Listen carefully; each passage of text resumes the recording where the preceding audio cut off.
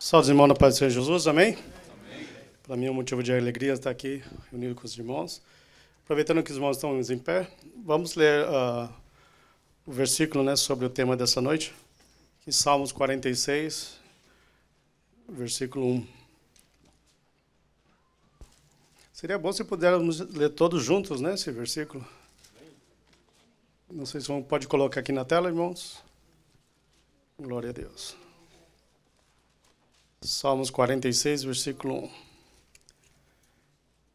Aí está. Vamos todos juntos.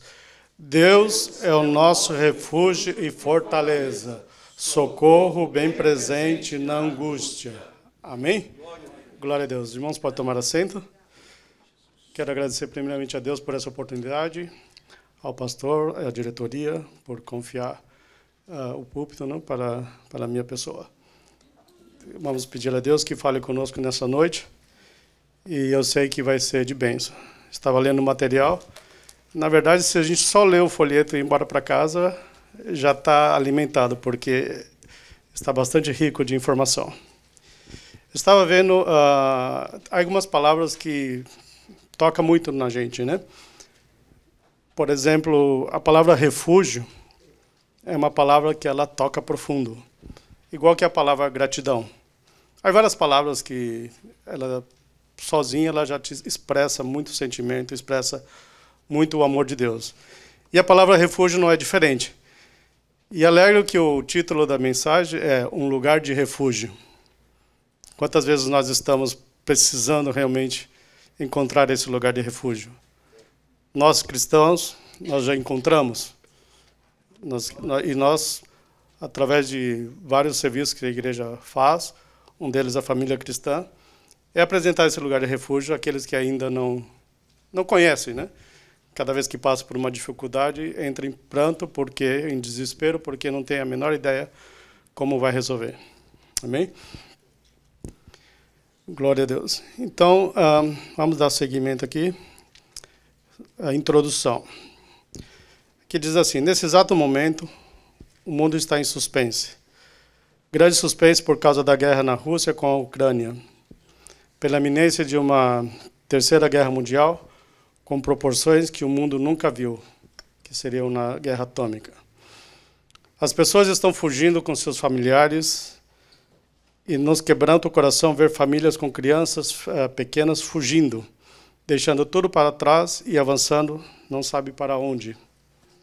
É triste ver mulheres e pessoas idosas arrastando a bagagem que pode levar consigo.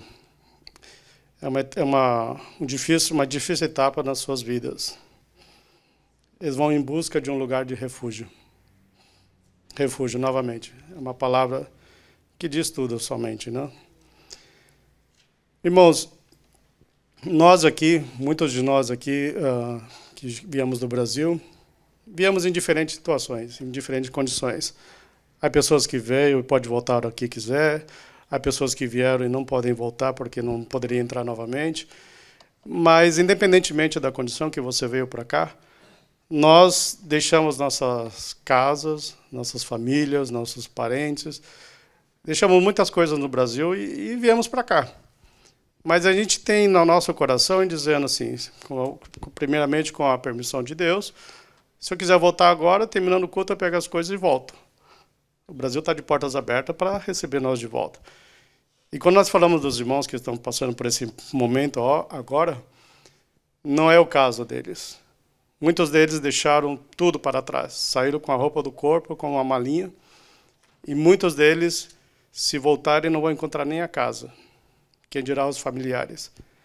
As notícias dizem que todo homem de 18 a 60 anos foi obrigado a ficar no país para defender na guerra.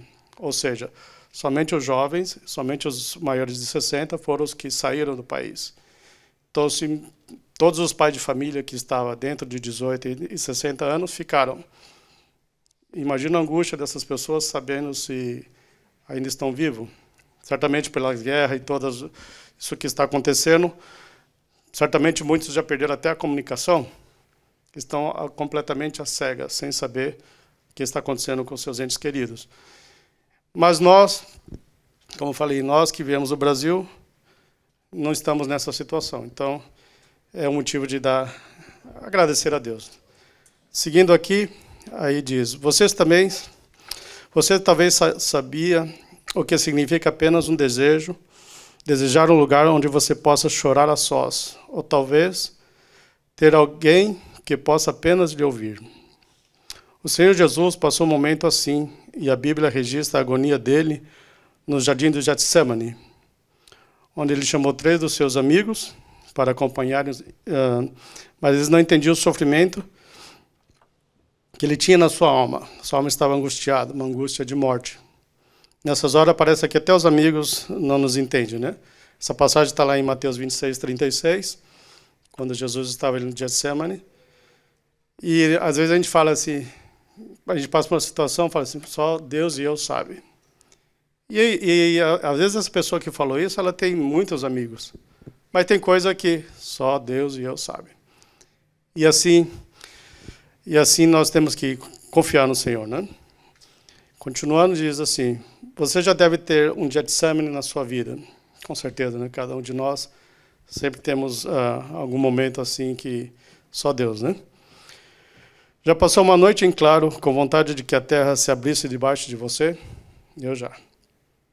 Ou, quem sabe, lutando para dormir, e quando o dia amanhecesse, tudo era apenas um pesadelo e a vida ia voltar ao normal de novo? Você já passou uma noite chorando?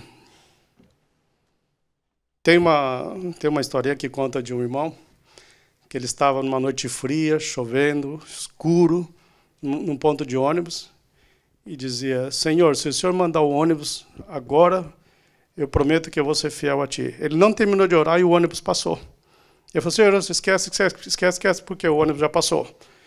Então, às vezes, nós estamos nessa falta de compromisso com Deus. Eu lembro uma vez, a minha filha era pequena, aqui nos Estados Unidos, minha esposa me ligou e dizendo, Wagner, a minha filha costumava chegar, o ônibus da escola deixava ela na porta do condomínio às 3 horas da tarde. Já era 3h30 e ela não tinha chegado em casa ainda. Ela me ligou no trabalho e falou, Wagner, a nossa filha não chegou da escola ainda. Eu falei, como assim? Já são 3h30, deveria ter chegado às 3. Não chegou. Deixei meus afazeres, peguei o carro, no caminho eu liguei para a polícia e falei, olha, minha filha não chegou em casa ainda. Eu falei, senhor, a gente só pode reportar como perda, ou como fala, desaparecimento, depois de 24 horas. E eu falei, senhor, se em 24 horas, que Deus o livre, se passou algo com ela, em 24 horas a pessoa vai estar muito longe daqui. Senhor, não posso fazer nada menos de 24 horas. E eu fui para casa, do trabalho na casa eram uns 15 minutos, e eu fui com o coração apertado, aquela angústia, orando, Senhor, me ajude que não tenha acontecido nada com ela, me ajude que não tenha acontecido nada com ela. E eu chego em casa depois de 15 minutos e pergunto à minha esposa, que já estava na rua do condomínio, né, com um grupo de pessoas procurando a minha filha, né? E pergunto, cadê, já encontraram? Eu falo, não encontramos. E eu com aquela angústia no coração, e aí procurando, daqui a pouco veio a minha filha. Ela pequenininha, tinha uns 12 anos mais ou menos, com um banner na mão que tinha feito. Eu pergunto, onde você estava? A gente estava numa casa de uma amiguinha que a gente foi fazer um banner do aniversário dela. Eu falei, mas você podia pelo menos avisar, né? Não faz isso, né? E eu falava para ela assim, a vontade que eu tenho é de dar assim, uma surra, né? Mas eu pedi tanto a Deus que não tivesse acontecido nada mal contigo, que eu vou te dar um abraço. E abracei, beijei, e agradeci a Deus que não aconteceu nada. Por que eu estou contando isso? Recentemente, uma amizade nossa também ligou para nós e dizendo, olha, minha filha desapareceu no parque, já procuramos, estamos procurando e não encontramos. Moveu toda a igreja e os irmãos começaram a procurar a menina, não encontrava. E, de repente, depois de mais de 2 horas procurando, encontraram a menina sentada numa arquibancada vendo um jogo. Então, agora, por que eu estou falando isso?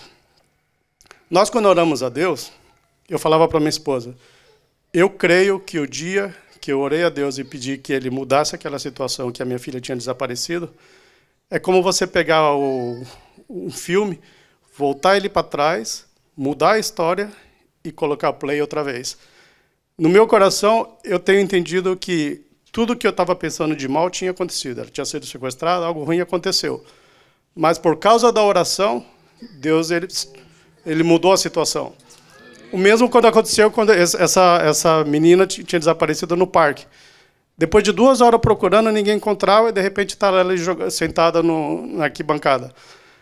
Eu creio que, por causa das orações, Deus pegou ela, apagou toda aquela cena que tinha acontecido de sequestro, de tudo coisas mal que a gente pensa, colocou ela sentadinha lá na arquibancada e falou, pronto, vamos escrever a história novamente, porque houve uma igreja que estava orando a esse favor. Esse é o Deus que eu creio. E nós que somos cristãos, nós diferente daqueles que não têm a Cristo, nós temos a nossa confiança em Deus. E eles têm a confiança em cavalos e carros e cavalos, né? Essa é a diferença. Queria fazer esse comentário porque eu achei muito oportuno lendo essa passagem, né? Bom, como dizia, imagina as pessoas que têm Jesus que passam por isso. O exemplo que eu acabo de dar, né? E aquelas que não conhecem a Cristo. Como deve ser difícil, penoso, chorar sem esperança. Nós passamos por situações difíceis, sem dúvida, mas nós temos a Cristo. Nós sabemos como enfrentar a situação, nós sabemos aonde pedir ajuda, nós sabemos como pedir socorro. Agora, aqueles que não têm a Cristo, eles não têm essa ajuda, eles não têm essa certeza, eles não têm essa paz. Porque ainda que a gente esteja passando por dificuldade, no fundo nós temos paz. Eu sempre digo à minha família, não vai acontecer nada com a minha família se não é com a autorização de Deus. E o inimigo sabe disso, e em nome de Jesus, na minha família só acontecem as coisas que Deus permitir. Isso está declarado e o Senhor tem honrado. Amém? Bom, foi assim que muita gente chegou na casa de um crente, numa reunião de família cristã. Encontrou alguém para lhe ouvir, alguém para chorar junto, alguém para compartilhar, e o melhor de tudo, alguém que conhecia a solução, Jesus Cristo. Nosso lugar de refúgio, alguém com uma palavra de conforto. Desfrutando um lugar seguro. A segurança física pessoal é um dos grandes desafios de nossa geração. Não estamos seguros nas ruas, nossos filhos não estão seguros na escola, nossa família não está segura em casa, e, na verdade, parece que nem na igreja estamos mais seguros. Infelizmente, o fenômeno da insegurança, especialmente nas grandes cidades, tem feito com que, mesmo em países que parecem ser seguros, como nós aqui nos Estados Unidos, né, haja insegurança por causa dos assaltos, roubos, ou simplesmente pela violência. Geralmente de pessoas drogadas. Nos Estados Unidos, as crianças já não estão seguras na escola, por causa dos atiradores alucinados, por jogos e também por drogas. As histórias de invasões em propriedades privadas têm aumentado a cada dia. E até mesmo os cultos são interrompidos por disparos contra fiéis que estão adorando a Deus. Aí está claramente a ira do inimigo contra o povo de Deus, né? Outro dia, talvez faz 1 mês ou 2 meses, houve um caso desse acho que em Los Angeles, onde uma pessoa entrou na igreja e matou sua própria família. É lamentável.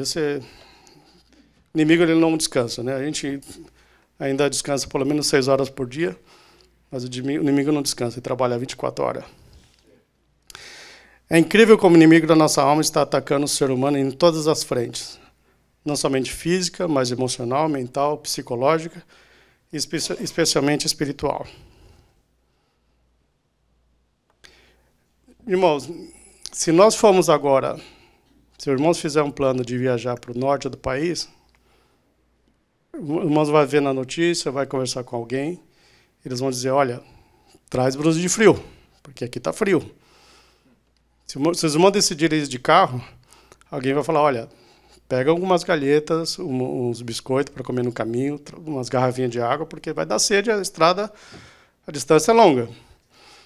Então, o que acontece? Se nós não tomar essa precaução, se a gente ignorar todos esses avisos, nós vamos enfrentar na pele as consequências.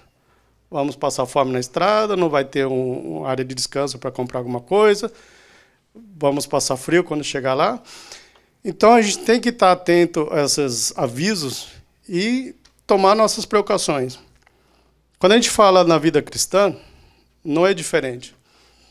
Quantas vezes nós vemos na Bíblia que o inimigo ele está como um leão ao nosso redor buscando a quem possa tragar? O inimigo ele não vai descansar, ele vai tratar sempre de buscar alguma forma de fazer algum mal para nós. Mas, graças a Deus, nós temos a Cristo, nós podemos nos defender. Agora bem, quando a pessoa que é não cristão, espero que não sejam os cristãos também, não? Mas vamos falar dos não cristãos. Quando eles não acreditam que o inimigo ele está aí fora, está procurando uma oportunidade para destruir a vida dele, e não se defende, é como eu ir para o norte sem levar uma blusa de frio. É como eu pegar uma estrada para uma viagem longa sem levar as águas e as galhetas para comer no caminho. Agora bem, o frio está lá, a fome vai chegar, independentemente se eu acredito ou eu não acredito. A diferença é que quando eu acredito, eu me defendo, eu me preparo. Agora, quando um cristão, que espero que não seja o caso, ou quando um não cristão não acredita, não, isso não é coisa do inimigo, não, isso não é coisa do inimigo, sabe o que está acontecendo? Você está facilitando as coisas para ele. Porque, opa, com esse aqui eu não preciso da batalha, porque ele nem está acreditando que eu estou aqui. Mas, independentemente se você acredita ou não acredita, ele não descansa. Ele vai sempre estar trabalhando contra nós. Então, nós temos que estar sempre atentos, meu irmão. Temos que estar sempre atentos. Continuando. Muitas pessoas parecem que se sentem seguras nas redes sociais ou nos videogames, especialmente nesses últimos anos. A indústria da tecnologia digital está atenta e muito bem informada a esse respeito, e percebendo o anseio das pessoas de buscar um lugar seguro, onde possam transitar, se divertir, falar e desenvolver amizades livremente. Por isso criou o mundo virtual, que as pessoas se comunicam com outras de muitos diferentes lugares do mundo e interagem virtualmente de maneira livre e descompromissada. Se não bastasse, a tecnologia criou um universo virtual, com muitos mundos e pessoas, pode ir em qualquer lugar do mundo ou fora dele, interagir com pessoas, alienígenas, robôs, um monstro. Esse universo parece tão seguro que nem seu nome ou qualquer outra identidade a pessoa precisa mostrar. Basta criar uma personagem, um boneco ou qualquer outro um boneco virtual que lhe represente e pronto. Está mergulhado no universo do metaverso. A despeito de parecer seguro, já várias mulheres denunciaram ter sido abusadas por gangues inteiras. Apesar de não trazer nenhum trauma físico ou prejuízo mental, psicológico e emocional parece ser inevitável. Esse texto é autoexplicativo, né? Não preciso adicionar nada. Agora, como resumo desse texto,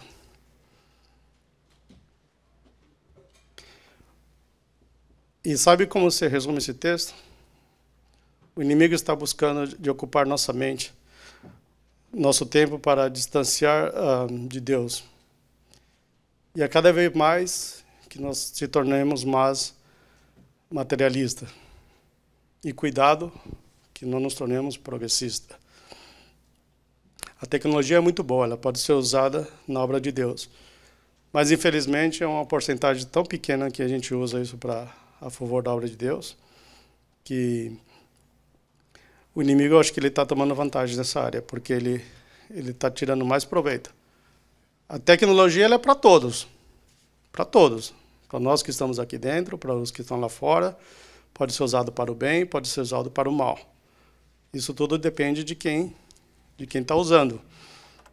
E como eu dizia, infelizmente, existe muita área para ser aproveitada dentro da tecnologia a favor da obra de Deus. Os cultos online é uma bênção. Isso tem, principalmente agora durante a pandemia, parece que foi uma válvula de escape e a gente não perdemos todo o contato ou esfriamos por completo. Para quem passou por esse processo aqui na igreja, eu lembro que o pastor falava, olha, logo no começo da pandemia, ele falava, olha, senta na sua sala, no sofá na sua sala, põe a sua roupa bonitinha para assistir o culto, porque é como se você estivesse aqui. Foi uma orientação muito interessante, porque, na verdade, o cultuar a Deus não depende de estar fisicamente aqui. Nós devemos de cultuar a Deus independente de onde estamos. Não posso estar aqui durante a igreja cultuando a Deus e quando saio daqui sou outra pessoa. Então nós temos que ser, de verdade, um crente convertido. Nosso exemplo tem que ser dentro e fora da igreja. Eu diria que principalmente fora da igreja, né? Porque aqui dentro somos... Talvez a gente não consiga observar a qualidade do irmão porque eu estou no mesmo nível dele. Mas quando eu estou lá fora, eu estou no nível mais alto, porque as pessoas que estão à minha volta, elas estão mais carentes. Não tem todo o conhecimento, não tem toda aquele... Como posso dizer? Aquela experiência com Deus que nós temos. Algo que para nós parece escandaloso, para eles é algo normal. É o que nós vamos ver mais adiante aqui, né? Continuando aqui, as mensagens subliminares do mundo virtual. O que são as mensagens subliminares? Mensagens subliminares são mensagens ou estímulo que a sua mente recebe e não percebe de forma consciente. Elas podem ser de forma de texto escrito, sons ou imagens, e que a pessoa é exposta, mas não pode ver ou perceber, porque é muito rápido, ou porque o volume é baixo, ou porque a pessoa não está prestando atenção. E a mente consciente não processa porque está baixo do limiar da consciência, mas ela se torna uma percepção subliminar. Ou seja, é uma mensagem que transmite às escondidas na tentativa de influenciar alguém, sem que essa pessoa tenha conhecimento. Eu lembro, logo no começo da minha vida cristã, havia alguns irmãos que me diziam que eu não podia escutar determinado hino, de determinado grupo, porque havia muitas mensagens subliminar naquele hino. E eu achava estranho, como pode, dentro do Evangelho, alguém usar os próprios louvores a Deus para colocar uma mensagem subliminar que vá contra a palavra de Deus. Na verdade, eu acreditei nisso em um tempo, depois eu deixei de acreditar. E a gente tem que ter cuidado também, porque às vezes as pessoas distorcionam muitas coisas, né? Mas era a palavra de Deus que estava sendo pregada através do louvor. Mas, abrindo parênteses, a gente tem que ter cuidado também, porque nem tudo está louvando a Deus, né? Apesar que parece, mas nem sempre. Me lembro, aqui diz o texto, né? Me lembro que na minha adolescência, ter assistido um programa do 700 Club com o reverendo Pat Robertson, onde ele mostra em câmera lenta as mensagens subliminares em programas de televisão nos Estados Unidos, que levavam as pessoas a comprar produtos quando ia ao supermercado, porque havia criado um gatilho mental. Um pequeno exemplo disso é o símbolo do Amazon, né? Todos nós conhecemos a Amazon, sabemos que a flechinha da A a Z é para dizer que eles têm tudo, e ainda tem a carinha, a flechinha a forma de carinha, que é para cautivar mais a pessoa, né? É algo criativo. Como diz o texto, não tem nada de maldade nesse símbolo do Amazon, mas é uma forma de explicar ou mostrar como uma mensagem subliminar ela pode entrar na sua mente. Hoje em dia, eu preciso comprar, não sei, uma caneta, entra no Amazon. Entra no Amazon. Já vem automático na mente. Por quê? Porque esse marketing que eles fizeram, tomaram em conta todas essas questões de mensagem subliminar. Graças a Deus, não estamos falando de alguma coisa destrutiva, mas a gente tem que ter cuidado, porque tem coisas destrutivas que também tem o mesmo mecanismo que a Amazon usa, mas para o mal. Então nós temos que conhecer. Como eu falei, se nós não tratarmos de entender como o inimigo trabalha para nos defender, nós vamos ficar sem poder defender. Uma vez eu tinha feito um trabalho numa igreja e eu escrevi conhecendo as armas do inimigo. Que nós temos que conhecer as armas do inimigo para poder se defender dele. E dentro da palavra tem muitas informações para você conhecer as armas do inimigo. Continuando aqui, a Amazon tem, indiscutivelmente, um dos logotipos mais conhecidos do mercado. Mas você já observou com atenção? A mensagem oculta na seta quer dizer que a Amazon vende tudo de A a Z. Não é agressivo ou apelativo, é apenas um modelo tudo em um que reforça a assimilação. O fato também da Flat formar um sorriso ajuda bastante. Você talvez não tivesse conscientemente percebido, mas a sua mente subconsciente, sim. Isso é o que acontece com os nossos filhos todos os dias, nas escolas, nos programas de TV, nos vídeos de YouTube, nos videogames, nos filmes, nos desenhos animados e por aí vai. Estão passando mensagens todo o tempo. A roupa da criança que o artista usa, o brinquedo que eles brincam, a música que eles tocam, enfim. É o pior, e o pior ainda está por vir. No mundo virtual, os ataques são em todas as esferas. Propaganda, vídeo, filmes, programa de TV para adultos, adolescentes, e especialmente para crianças. Estão cheios de vícios e mensagens subliminares. Até mesmo os desenhos animados. Ou talvez seja mais apropriado dizer, especialmente os desenhos animados. Estão cheios de mensagens ao subconsciente das nossas crianças, desde a mais tenra idade. Irmãos, esse é um tema muito delicado, e eu dizia para minha esposa hoje, esse material dessa apostila, ele está tão rico em informação que a gente poderia ficar aqui a noite inteira falando sobre isso, e vamos para casa e não terminamos de falar sobre tudo o que podemos extrair desse material. Essa questão da mensagem subliminar, do YouTube, dos joguinhos. Eu lembro quando... A minha filha não tanto, porque ela nunca se importou muito com joguinhos eletrônicos. Mas o meu filho ele gostava muito de jogos eletrônicos quando criança. E ele só tinha autorizado 2 joguinhos na casa, que era futebol e carrinho de corrida. Nada de violência, nada de tirar um no outro, nada disso. Não proibi ele dessas coisas, mas eu limitei. E ele foi crescendo, talvez perguntando a si mesmo, mas por que meu pai não deixa brincar com isso? Eu fico indignado quando você olha para uma criança e fala, não, você não pode ver isso, não. Não, isso não tem nada a ver, não tem nada de mal. Eu fico pensando, meu Deus, quantas vezes será que ele já leu a Bíblia? Quantos documentários ele já viu? Uma criança de 6 anos, de 5 anos, de 7 anos, para ter a convicção de dizer que não tem nada de mal. E os pais, às vezes, ok. Não, irmãos, não. Nós temos que saber o que está passando. Não estou dizendo que nem tudo que está no YouTube é mal. Não. Tem coisas boas, tem coisas que são educativas, tem coisas que ajudam no crescimento da criança. Mas eles não têm critério para dizer o que é bom, o que é ruim. Isso cabe aos pais. Só que muitas vezes, o bom de a gente subir aqui em cima e falar, porque tudo que o Senhor põe na nossa boca para falar, primeiro Ele está falando comigo. Então eu sinto a tranquilidade de poder dizer essas coisas, porque eu não estou dizendo para os irmãos, eu estou dizendo para mim. Então eu posso ser duro comigo mesmo e dizer que às vezes nós se tornamos babá da eletrônica. Costumamos dizer que às vezes a gente coloca na mão dos nossos filhos um iPad para ver um filme, para ver um programa de YouTube, um joguinho, e esse acaba sendo a babá eletrônica. É ela que está educando o seu filho.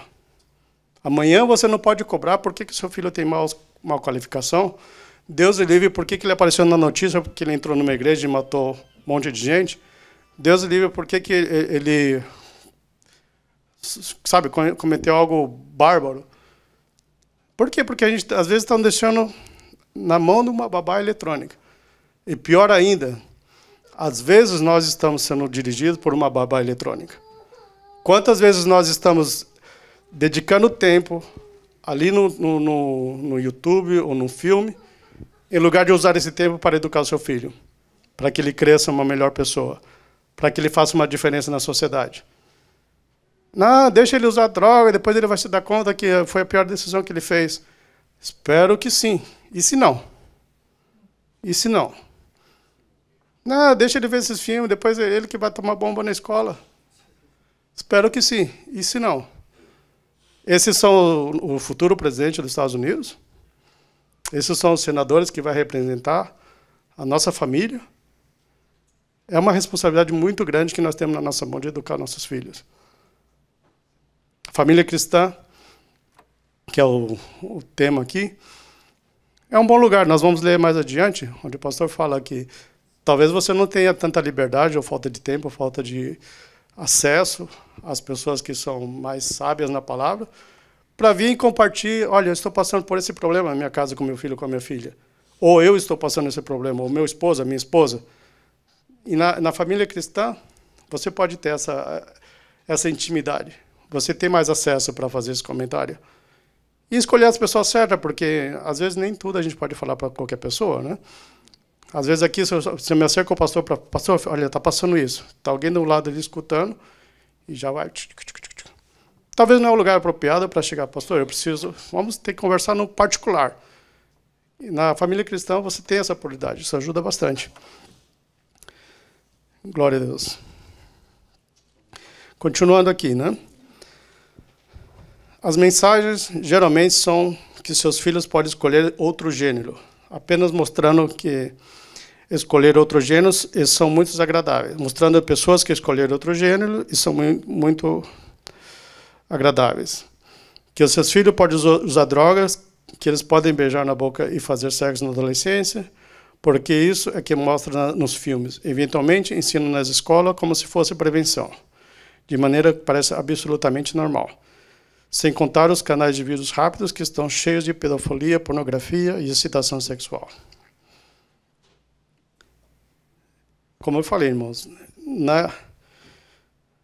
na mídia, nesse mundo virtual, é um lugar perigoso. Então, você pergunta, será que os pais têm a preocupação do filho ou da filha tender para um lado contrário e achando que, vendo essas cenas onde o casal, um homem e uma mulher, está tendo intimidade, ajuda a ele entender qual é a posição que eles devem ocupar quando chega a sua hora? Não, é bom que eles vejam isso porque ele sabe como que um homem tem que atuar. É bom que eles vejam isso porque ele sabe como que a mulher tem que atuar. Será que essa mentalidade coincide com o que diz a palavra de Deus?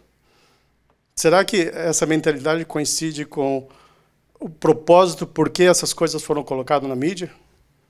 Você acha que a mídia colocou essas imagens para ajudar seu filho a se formar moralmente, com caráter cristão, sabendo quem é um homem, como se comporta um homem, como se comporta uma mulher? Certamente não. Por isso que eu falo, se nós não nos preparar, como dizia, os cristãos não é o caso, não aplica, mas os não cristãos, que não acreditam que o inimigo está aí fora tentando destruir, para ele é mais fácil, para o inimigo é mais fácil, porque ele não tem que lutar contra eles, porque já ganhou a luta, porque eles não crê. E independentemente se você crê ou não crê, o inimigo, ele existe. Então, nós temos que lutar contra eles. A sigla LGBTQI+, agora pode ter mais uma letra, que seria P, pedofilia. Sim, estão querendo dizer que pedofilia não é um crime, mas um estilo de vida e comportamento social aceitável. Observe que nos filmes quase nenhuma personagem tem família constituída. Ou é desastrosamente divorciado, ou simplesmente nem se menciona. Observe que a figura do pai nunca está ligada a uma figura de responsabilidade e respeito. Ou é um pai que causa ódio e tem o desprezo dos filhos, ou é um perfeito idiota, porque eles são contra a família. Como eu dizia, eles não estão interessados em colocar toda essa publicidade, essas coisas, com intenção de construir. É o inimigo que está por trás disso. Como é que a gente faz para viver num mundo como esse? Como é que defendemos nossos filhos, nossas famílias? Vold Bausch diz: não podemos continuar a enviar nossos filhos a César para estudar e ficar surpreso quando eles voltam para casa como romanos. Parafraseando Bausch, Não podemos continuar a enviar nossos filhos para a escola pública, expostos a essas ideologias malignas, tantas horas por dia, e negligenciarmos o culto doméstico e a família cristã. Aí é uma batalha de ensino nas escolas versus ensino na igreja. São duas coisas completamente opostas, né? Que bom seria se na escola fosse aprender a ler, escrever, conhecer um pouco de geografia e economia. Esse deveria ser o foco, né? Não podemos expô-los ao videogames, programas de televisão, que eles queiram assistir, ou mesmo desenhos animados cheios de ataques malignos, e achar que isso não faz mal algum. Nós somos responsáveis diante de Deus. Não podemos gastar horas na frente da televisão vendo filmes, programas de TV, vídeos, etc. E nunca dedicar tempo para um culto doméstico ou abrir nossa casa para um culto da família cristã e achar isso que não tem importância ou não haverá consequências. Nós estamos em uma guerra. E interessante que esse texto está bem isolado, né? Para não confundir ou não se perder nas outras palavras. Nós estamos em uma guerra. Nós estamos numa guerra que essa guerra só vai terminar quando nós formos para a glória. Temos de lutar pela nossa integridade moral e espiritual. Temos de lutar pela nossa família, nosso matrimônio, nossos filhos, porque o diabo está de olho neles. Você quer saber como você quer saber como é que a gente faz para viver num mundo como esse? E como é que defendemos nossos filhos, nossa família? Qual é a estratégia? O Senhor Jesus disse, está lá em João 8:32.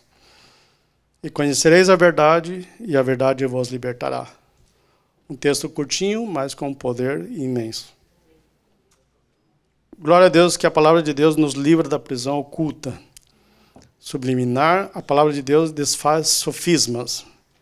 Fui buscar o que era a palavra sofisma, e diz assim, argumento ou raciocínio concedido com o objetivo de produzir a ilusão da verdade, que embora simule um acordo com as regras da lógica, apresenta na realidade uma estrutura interna inconsistente, incorreta e deliberadamente enganosa. Em outras palavras, é um engano. Em 2 Coríntios 10, do 4 ao 5, diz assim, porque as armas da nossa milícia não são carnais, e sim poderosas em tudo, para destruir fortaleza, anulando nossos sofismas e toda altivez que se levanta contra o conhecimento de Deus, e levantando cautivo todo pensamento à obediência de Cristo. Nós não andamos abandonados. Talvez você tenha abandonado os cultos de ensino na igreja. Talvez você tenha deixado fazer culto doméstico com a sua família. Talvez você tenha fechado as suas portas para a família cristã. Esteja um pouco distanciado da verdade, sem admitir. A mensagem explícita. Os filósofos do século XVIII mudaram fundamentalmente a maneira como os humanos entendiam o mundo, a religião e a ciência. Eles promoviam uma ideia de progresso e progresso. Para eles, era uma combinação de ciência e desenvolvimento social. Progresso, ciência, progresso, desenvolvimento social. Esses filósofos iluministas ensinavam essa ideologia como a antítese aos ensinos dogmáticos e metafísicos da igreja. Ou seja, eles eram contra as doutrinas e contra a ideia de um mundo espiritual. Para eles só existe aquilo que a ciência pode provar. Os monarcas da época, auge do iluminismo, desde a grande revolução Revolução Inglesa de 1688 até da Revolução Francesa de 1789, abraçaram o iluminismo porque precisava desesperadamente de uma separação da religião que lhes impunha normas de conduta e comportamento e, ao mesmo tempo, que chantageava por benefícios políticos e econômicos. O progressismo é uma filosofia que busca o que chama de progresso, em oposição a tudo o que já está estabelecido em qualquer área da sociedade, desde a cultura até as tradições e éticas sociais, passando pela ciência e especialmente levantando-se contra a palavra de Deus. Tudo para a satisfação da criatura em todas as áreas da vida.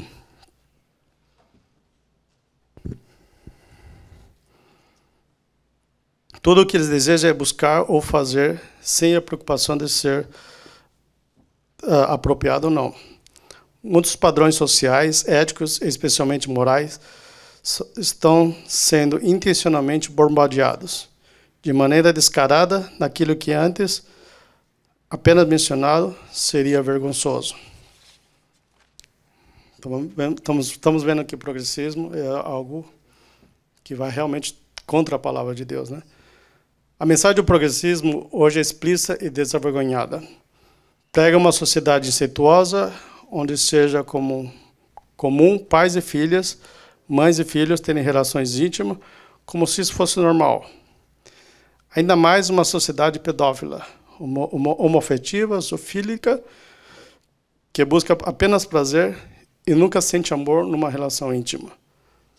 O que, nas palavras de John Kerry, é patentemente irracional, como é a preferência por seus próprios filhos e filhas.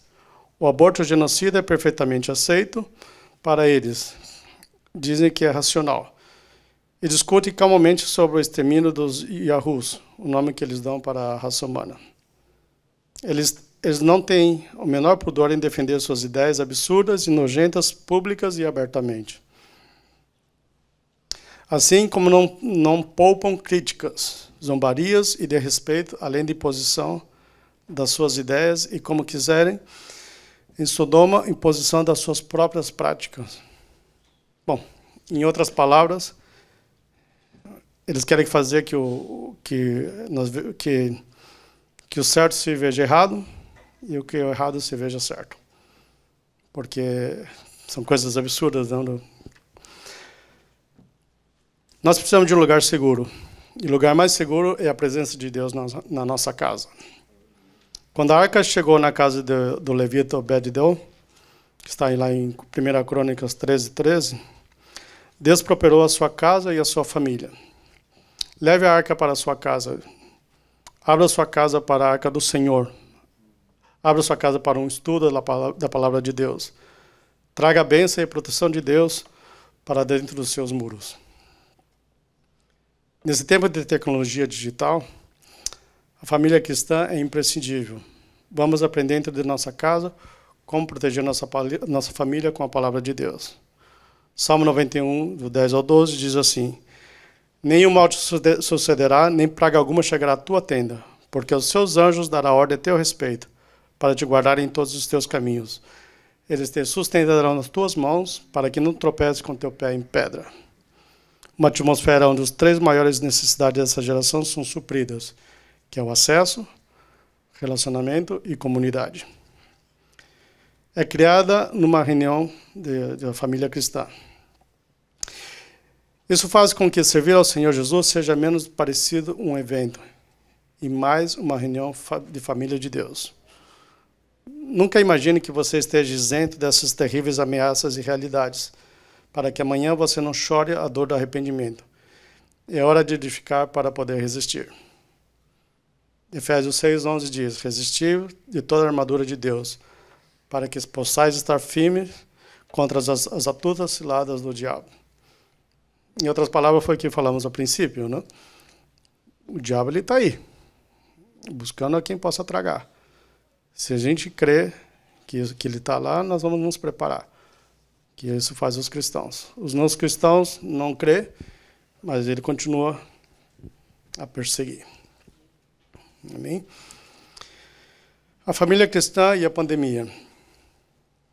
Aqui o pastor explica, nós tomamos a decisão difícil, mas prudente, de suspender as reuniões presenciais e nos movermos online, em meio à pandemia de coronavírus Covid-19, para retardar e mitigar a propagação do vírus. Nossa igreja assumiram os conselhos médicos para minimizar o contato de pessoa a pessoa, cancelando-se suas reuniões e eventos habituais. Conexão necessária durante o distanciamento social. Em tempo como esse, vale a pena perguntar como os cristãos podem aplicar a exortação Em Hebreus 10, 24 e 25 diz assim: e consideramos-nos uns aos outros, para nos estimularmos ao amor e às boas obras, não deixando a nossa congregação, como é costume de alguns, antes admoestando-nos uns aos outros, e tanto mais quando vês que vai se aproximando daquele dia. Embora nossas igrejas já tenham voltando seus cultos para cultos presenciais e transmissão ao vivo, alguns irmãos ainda estão, talvez, temerosos de voltar às reuniões de grupos da família cristã. Dado o fato que as reuniões de pequenos grupos geralmente são de relacionamento mais profundos e íntimos, são formados sobre as súpcios, que seria esperança e bom agrado, da igreja. E necessário ter cuidado para que amanhã não sejamos institucionalmente responsabilizados por ter sido afetado. Algo prudente que a igreja fez, e sem descuidar da palavra de Deus. Ainda que o coronavírus pode estar presente e infectar algum, esperamos que a pandemia em si seja uma realidade passada. E que assim como retomamos as reuniões presenciais, possamos agora desfrutar dos relacionamentos com os irmãos e observar alguns componentes muito importantes para o grupo da família, que são eles: conexão significativa, conteúdo bíblico, oração e intercessão e consistência. Vou acelerar um pouquinho que já estamos... Conexão significativa. As reuniões semanais dos grupos são um meio poderoso para manter a comunhão, aprender as escrituras juntos, abrir o coração e orar um pelos outros e construir fortaleza em meio à incerteza. Algumas famílias já estão vitimadas pelos ataques que mencionamos acima. Essa conexão é a nossa comunhão um com os outros. Durante a pandemia, procuramos saber como estava a saúde física, emocional, econômica de cada membro da igreja. E nossos departamentos trabalharam de maneira muito eficaz para atender todas as necessidades que chegaram ao nosso conhecimento. Foi um tempo de desafio, mas de grande aprendizagem também. Lembro que, bom, continua, né? Mas também foi importante naquele momento da pandemia as cestas básicas, né? Quantas famílias se alimentaram aquele dia porque os irmãos doaram? Graças a Deus por ter usado vocês, muitas famílias puderam se alimentar sua família. Esse é um trabalho muito, muito bonito e está 100% alinhado com a palavra de Deus. Conexão significativa. As reuniões semanais do grupo são um meio poderoso para manter a comunhão, aprender as escrituras juntos, abrir o coração e orar uns pelos outros e construir fortaleza em meio à incerteza. Perdão.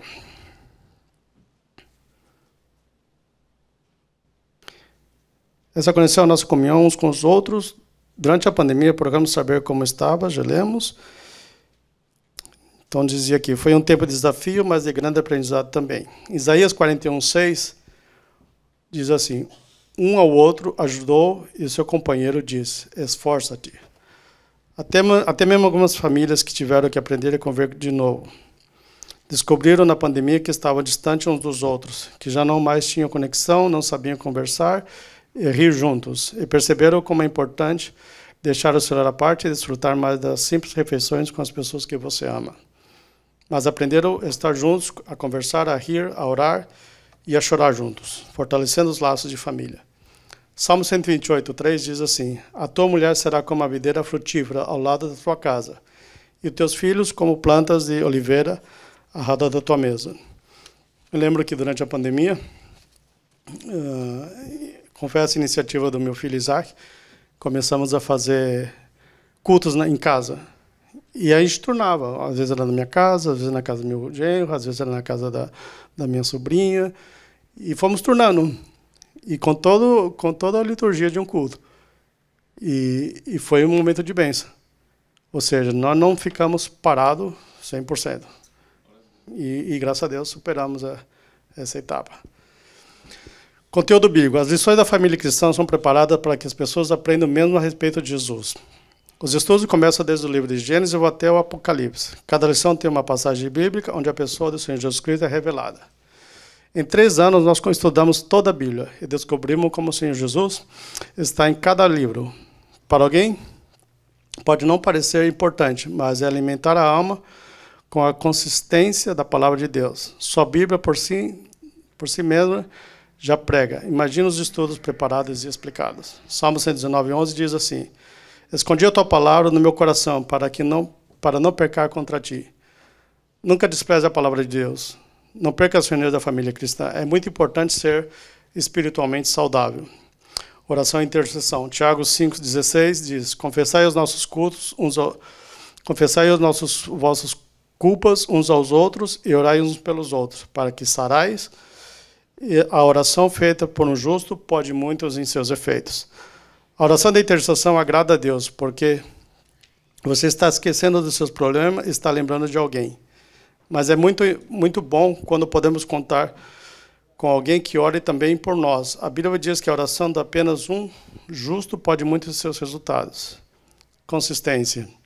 A família cristã é o lugar de receber muitas bênçãos de Deus. Um dos maiores problemas do latino-americano é a disciplina.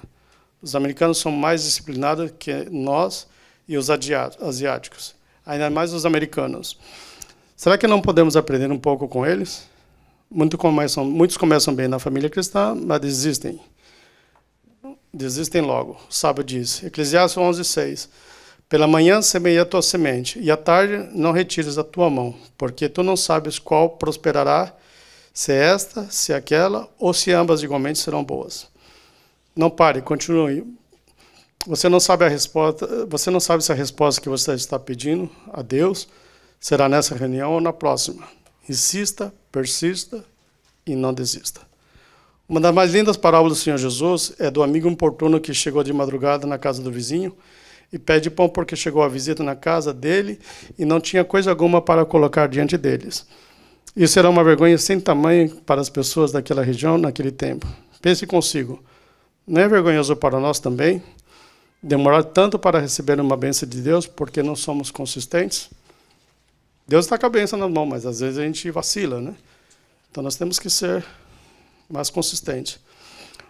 Um dia eu ouvi de um velho pastor uma dura crítica a uma irmã nova convertida, que todos os cultos vinha ajoelhar-se na frente do púlpito na hora da oração final. Um dia aquela irmã me pediu para dar um testemunho e nos contou muito feliz que tinha recebido uma bênção de Deus, mas não foi fácil, disse ela. Todos os cultos eu via para frente para receber a oração dos pastores. Muitas vezes eu pensava em desistir, mas sentia desanimada e até ia contra as minhas forças, mas persisti, até que no culto passado o Senhor me concedeu o que estava rogando. Glória a Deus. Insista, persista e continue. Já estamos terminando. Quando a reunião for na sua casa, ou você abrir a sua casa para uma reunião permanente, lembre-se que a bênção também será permanente. Afinal, nenhuma casa é pequena demais para que não possa receber um grupo de 5 pessoas. Avisa as pessoas do dia e horário. Não assuma que eles saibam. Não faz mal comunicar várias vezes. Todo mundo é ocupado e às vezes as pessoas se esquecem por causa de muita ocupação. Fale sobre o assunto que vão estudar. Leia antes e deixe o seu coração se encher daquela palavra de Deus. Depois, quando mandar a mensagem lembrando o dia e a hora da reunião, mencione as pessoas com entusiasmo o assunto que vão estudar. Eu percebo que às vezes que comento com a igreja o assunto que vamos tratar no culto de ensino, a frequência aumenta. As pessoas querem receber mais comida. Depois da reunião, mantenha contato com as pessoas durante a semana. Às vezes as pessoas têm alguma dúvida que não querem falar na hora ou estão precisando de um alô ou um abraço virtual. Isso é plantar e regar. O que falamos a princípio, né? Às vezes os irmãos, ou a pessoa ela tem um assunto muito particular, muito íntimo, e ela precisa conversar com alguém, precisa de uma orientação, uma oração, e às vezes, se a gente não tomar iniciativa, talvez ela não fale, e aquilo somente, né? Eu tenho, para terminar, muitos anos atrás eu trabalhava numa empresa, e até hoje eu fico pensando nisso. Eu espero que o Senhor já me perdoe. Um dos donos da empresa, ele começou a ter atrofia, que chama. Chegou um momento que ele ficava assim. A musculatura já não conseguia nem se sustentar a cabeça. E algo falava no meu coração, fala para ele de Jesus. Mas por isso que eu falo que espero que Deus tenha me perdoado. Estava engateando na fé naquela época, e eu não sabia como chegar para ele e falar, e nunca falei. Ele veio a falecer como 2 anos depois, nessa condição, né, por causa dessa enfermidade. Mas, como eu disse, eu estava gateando, e se fosse hoje, com certeza eu teria falado do Senhor para ele. Conclusão. Esses são certamente tempos perturbadores, pois os cristãos, desde os tempos bíblicos, historicamente se reúnem pessoalmente para ler e estudar a palavra de Deus, cantar a palavra de Deus, orar a palavra de Deus, proclamar a palavra de Deus. Esses são tempos sem precedentes para muitos, se não para todos nós. Mas o que é inédito para nós, não é inédito para Deus. Podemos não ter tudo planejado, mas Deus é mesmo ontem, hoje e sempre, que tira o bem do mal e que amou o mundo de tal maneira que deu seu Filho. Promete nunca nos deixar ou abandonar e estar conosco até o fim. O processo de crescimento espiritual, e especialmente o processo de maturidade espiritual, são consolidados nos grupos da família cristã. Consideramos uma pessoa espiritualmente madura aquela que tem aceito ao Senhor Jesus Cristo como seu único e suficiente Salvador, passou pelas classes fundamentais de discipulado, primeiros passos na fé, que desenvolveu hábitos espirituais e que aprendeu e pratica a evangelização, sendo um adorador genuíno e tem a vida disposta para fazer a vontade de Deus de maneira consciente e plena. O funcionamento adequado dos grupos familiares foi responsável pela abertura de várias congregações, não apenas no nosso ministério missionário em países de primeiro mundo, mas na história do crescimento das igrejas pentecostais no Brasil, especialmente o crescimento vertiginoso das Assembleias de Deus. Portanto, esse é um trabalho simples e preliminar, que tem a intenção de conscientizar os que amam a Cristo, da responsabilidade de amar a salvação dos perdidos e vibrar com o modelo do Senhor Jesus Cristo, de alcançá-los para Deus. Deus abençoe. E aqui tem as referências bíblicas, né? Obviamente, está a Bíblia Sagrada, da tradução João Ferreira de Almeida, está Vold Balch, também Gabi Doles e John Carey. Esses foram a base que foram usadas para esse material de hoje. Senhor, eu agradeço a oportunidade, que Deus abençoe a cada um e que o Senhor continue falando em cada coração. Amém? Glória a Deus. Glória a Deus pela sua palavra, meus irmãos. Meus amados, eu só queria pedir que, por favor, você voltasse e lesse de novo esse estudo, especialmente se você tem filhos adolescentes, pré-adolescentes, jovens, ou não. Para você perceber aquilo que Deus está mostrando para nós que está acontecendo em todos esses lugares. Eu, quando comecei a fazer esse estudo, a pesquisar, a ler e ver tanta coisa, irmãos, videogames e tudo, eu coloquei lá no finalzinho, lá na bibliografia e coisas consultadas, e as referências, eu coloquei exemplos ali de vídeos para crianças, que parece que não tem nada a ver e são terríveis, que estão transmitindo uma mensagem subliminar. E aqui está a mensagem. Alguns que eu observei, eu passei e vi. Alguns que você observa, às vezes você está vendo filmes, né?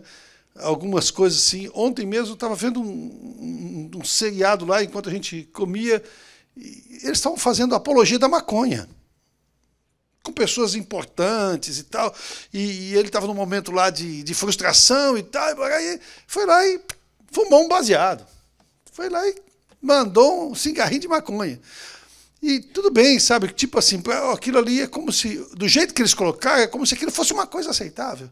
É como se, naqueles filmes antigos, a pessoa saísse e fosse lá para o bar tomar uma cerveja. Porque ele estava... No outro dia ele estava sóbrio e acabou. Entende o que é isso? Estão fazendo apologia das drogas para os nossos filhos. Estão fazendo apologia das drogas para as pessoas adultas, dizendo para elas, não tem nada demais, você fumar uma maconhazinha e tal. E hoje você sabe que a pressão é muito grande em cima das pessoas para que elas, e dos governos, para que eles aceitem a maconha, para que a maconha seja legalizada. Né? Um dos apologistas dessa legalização da maconha lá no Brasil, segundo dizia o Jânio Quadros, era o Fernando Henrique Cardoso, né?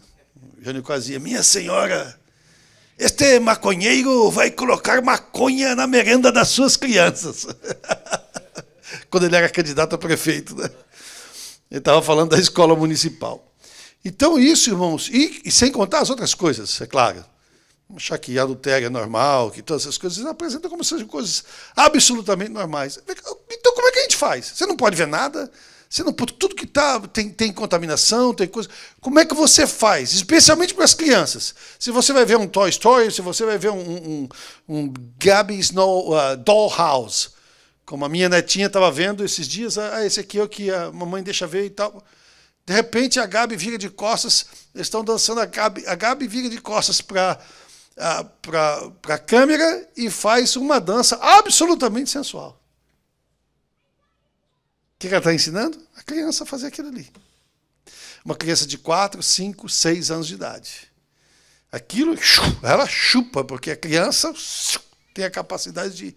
Tá certo? Irmãos, então como é que faz? Né? Eu fiquei muito preocupado. Jesus, nós temos... Como, né? Como é que a gente faz? Onde é que está a resposta? Nós enfatizamos isso nesse estudo.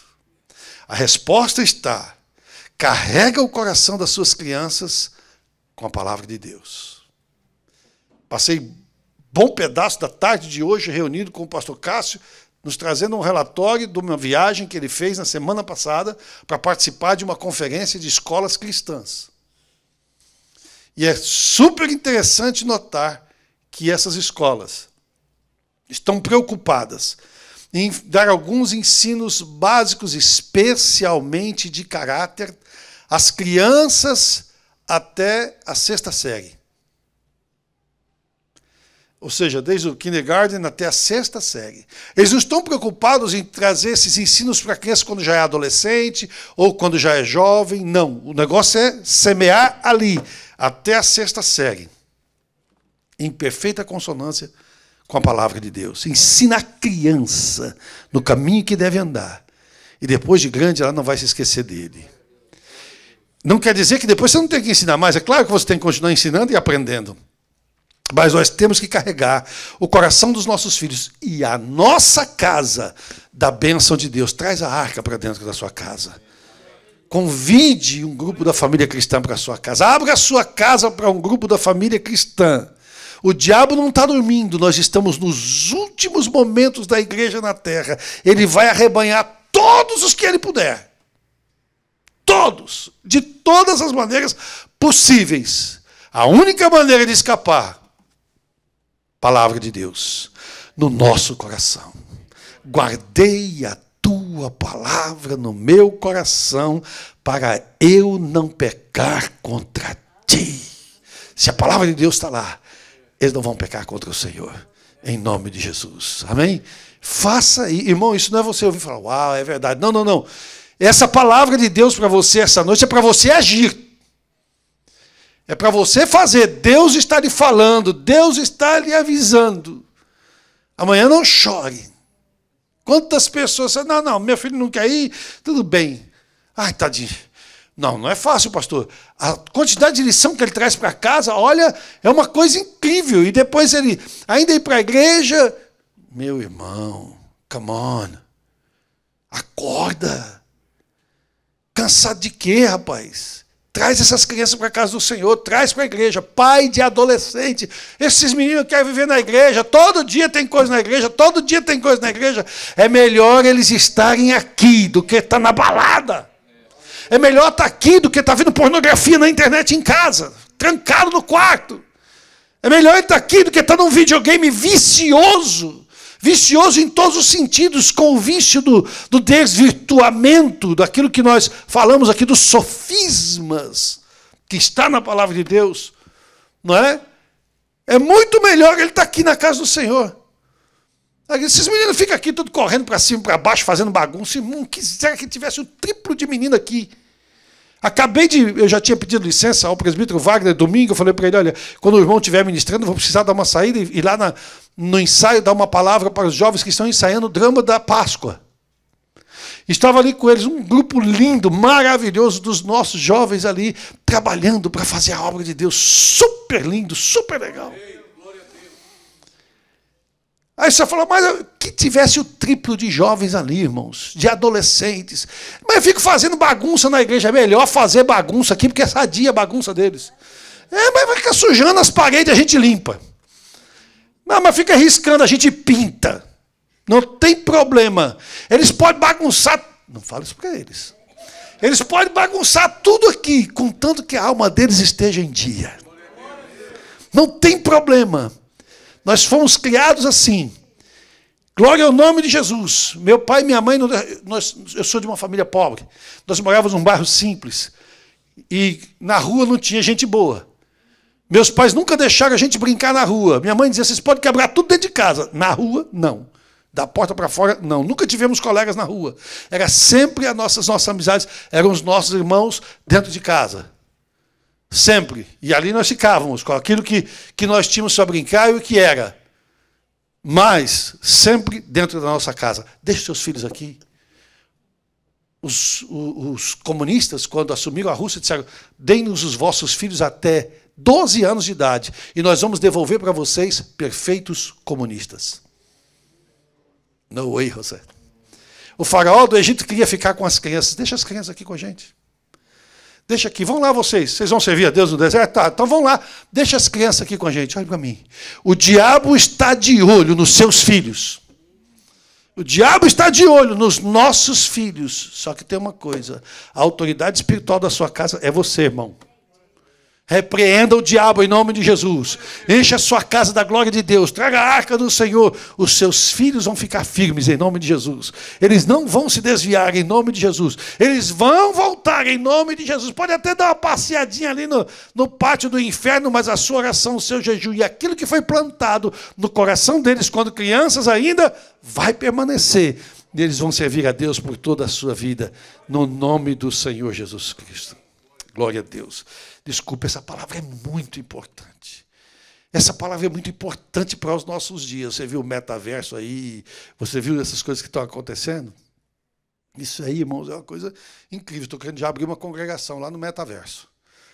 Eu até falei para alguém essa semana, a gente devia fazer avatar. Cada crente devia ter um avatar no metaverso e sair pregando o evangelho para aqueles miseráveis. Tudo que estão lá sem Jesus. Porque o homem sem Jesus, ele está na miséria espiritual, miserável. Não é verdade? Agora tem que ir pronto. Não pode chegar lá e meter a cara feito um mané da... Mané está aqui? Um mané da vida aí, né? Que ele não está aqui mesmo. Devia estar, viu, mano? Então, não é? Não. Tem que entrar com consagração e jejum. Quando o pastor Cláudio chega aqui, olha uma coisa que aconteceu. Eu estava orando por uma família, numa madrugada. Eu estava orando especificamente por uma moça naquela família que estava dando muito trabalho para aqueles pais. Ela saía de casa na quinta-feira, à noite, e só voltava segunda ou terça-feira. Passava sexta, sábado, domingo, segunda na balada, dando muito trabalho. E eu comecei a orar por aquela moça. Naquela madrugada, eu me via entrando na casa deles, no apartamento deles. Me lembro como se fosse hoje. Eu me via entrando naquele apartamento, repreendendo, e o Espírito de Deus falou para mim, não entra aí. E eu fiquei assustado. Como assim? Ele falou para mim, não entra aí desse jeito. Antes de entrar aí, você precisa de oração, de jejum e de cobertura de oração. Falei, uau. Uau. Então eu pedi que me ajudassem em oração. Eu orei e jejuei e entrei e repreendi em nome de Jesus. A moça se converteu, a moça casou, constituiu família para a honra e glória do nome do Senhor Jesus. A oração feita por um só pode muito em seus efeitos. Enche a sua casa da presença e da glória de Deus.